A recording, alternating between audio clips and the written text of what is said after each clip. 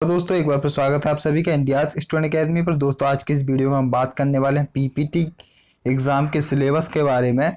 2020 का जो नोटिफिकेशन आया है दोस्तों, 2020 में क्या है पीपीटी का सिलेबस दोस्तों, आज इस वीडियो में हम बात करेंगे।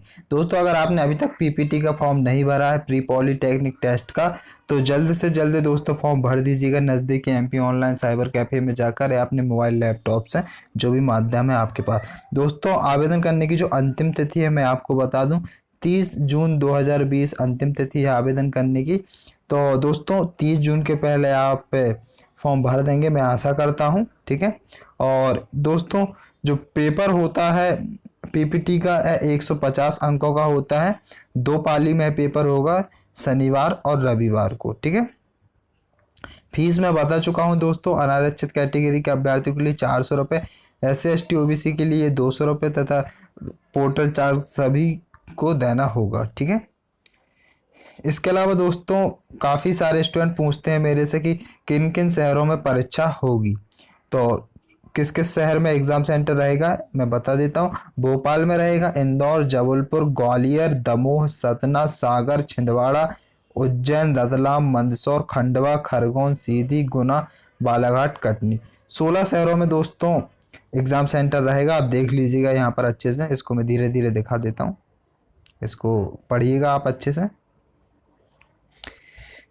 तो दोस्तों यहाँ पर एग्ज़ाम सेंटर हमने देख लिया है किन किन शहरों में रहता है। अब हम देखते हैं इसका सिलेबस, ठीक है। तो सबसे पहले दोस्तों मैं आपको बता दूं कि किस सब्जेक्ट से कितने मार्क्स का पूछा जाता है। दोस्तों प्री पॉलिटेक्निक टेस्ट में भौतिक शास्त्र फिजिक्स से 50 प्रश्न पूछे जाते हैं, जो कि 50 अंकों के रहते हैं। एक प्रश्न के लिए 1 नंबर दिया जाता है अगर आप सही उत्तर देते हैं तो। रसायन शास्त्र केमिस्ट्री की अगर हम बात करें तो इसमें भी 50 प्रश्न 50 नंबर के रहते हैं।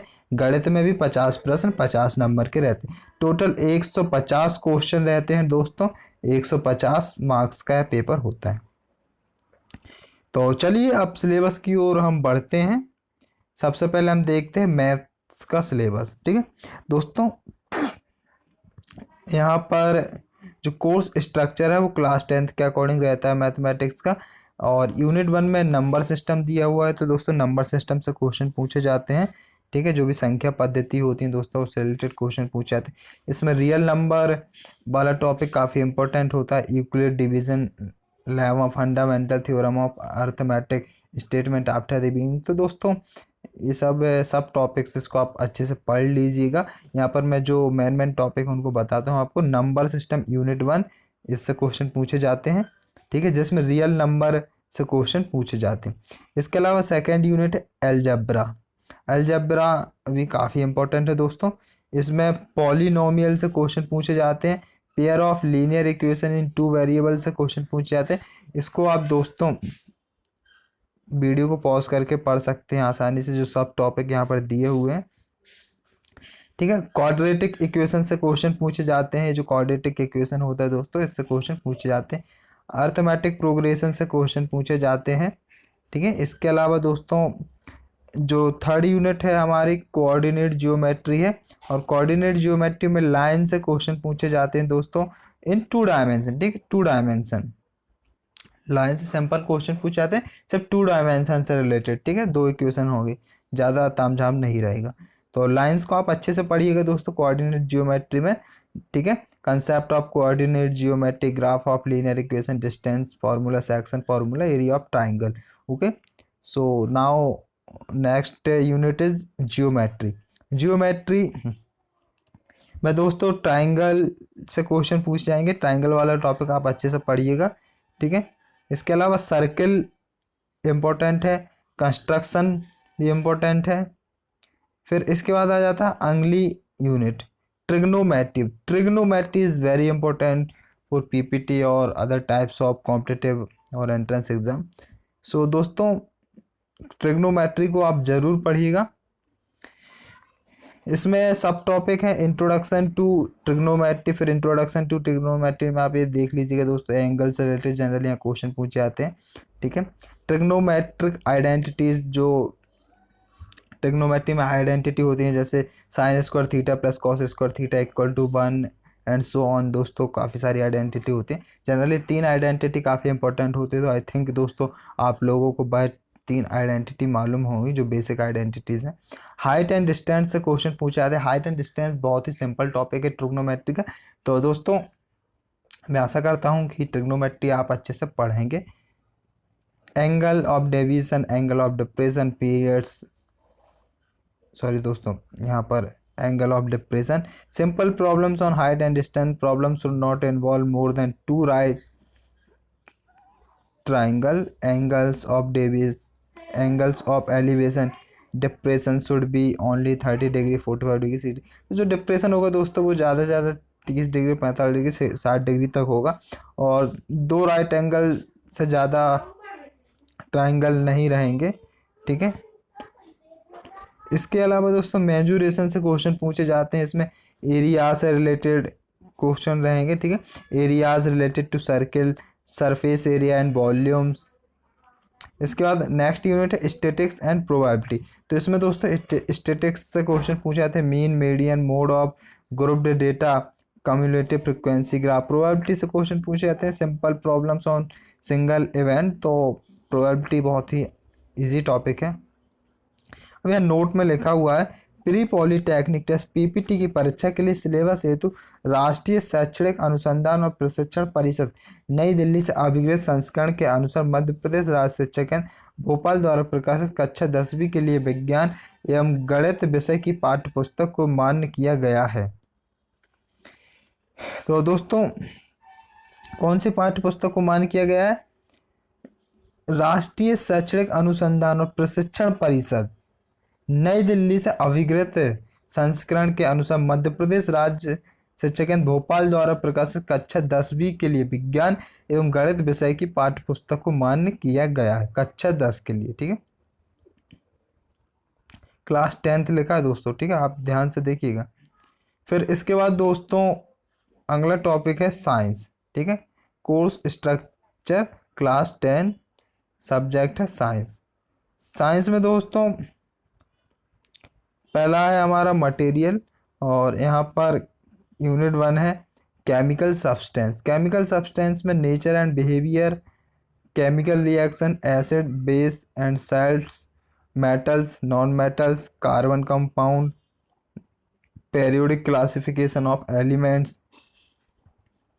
नेक्स्ट थीम है दोस्तों नेचुरल फिनोमेना। यूनिट 2 है नेचुरल फिनोमेना। नेचुरल फिनोमेना के बाद दोस्तों how things work. Next theme है हाउ थिंग्स वर्क, ठीक है, कैसे चीज़ें होती हैं, काम करती हैं। इफेक्ट्स ऑफ करेंट, ठीक है, मैग्नेटिक इफेक्ट ऑफ करेंट, इसमें सब टॉपिक है।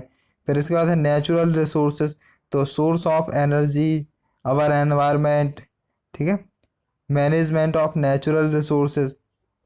तो सेम चीज़ यहाँ पर अगेन लिखी हुई दोस्तों। सिलेबस हेतु वही राष्ट्रीय शैक्षणिक अनुसार प्रशिक्षण परिषद नई दिल्ली से अभिगृहित संस्करण के अनुसार मध्य प्रदेश राज्य शिक्षा केंद्र भोपाल द्वारा प्रकाशित कक्षा 10 के लिए विज्ञान एवं गणित विषय की पाठ्य पुस्तक को मान किया गया है। तो दोस्तों यहाँ पर हमने मैथ्स का सिलेबस देखा और साइंस का देखा, ठीक है। साइंस में दोस्तों आपका केमिस्ट्री, बायोलॉजी और फिजिक्स सब कुछ आ जाता है। तो साइंस का एक बार और यहाँ पर आप अच्छे से देख लीजिएगा। केमिकल सब्सटेंस, केमिकल सब्सटेंस में chemical reactions, acid base, salts, metals non metals. तो जनरली दोस्तों आपका केमिस्ट्री वाला पोर्शन हो जाता है, ठीक है। Carbon compound, periodic classification of element, सब टॉपिक आप देख लीजिएगा दोस्तों से।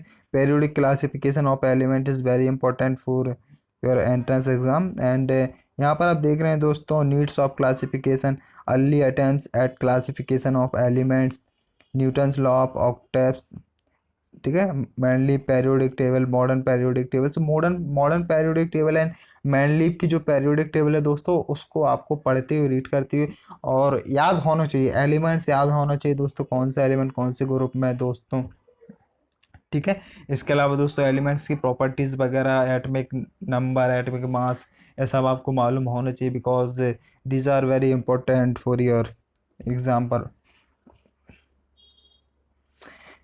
And next is natural phenomena, तो दोस्तों ये फिजिक्स वाला पोर्शन हो जाता है। Reflection of light by curved surface, refraction, ठीक है।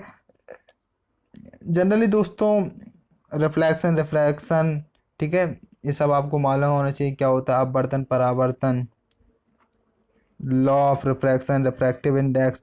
तो यहाँ सब टॉपिक आप दोस्तों इसको नोट करिएगा वीडियो को पॉज करके, ठीक है, काफ़ी इंपॉर्टेंट होता है दोस्तों।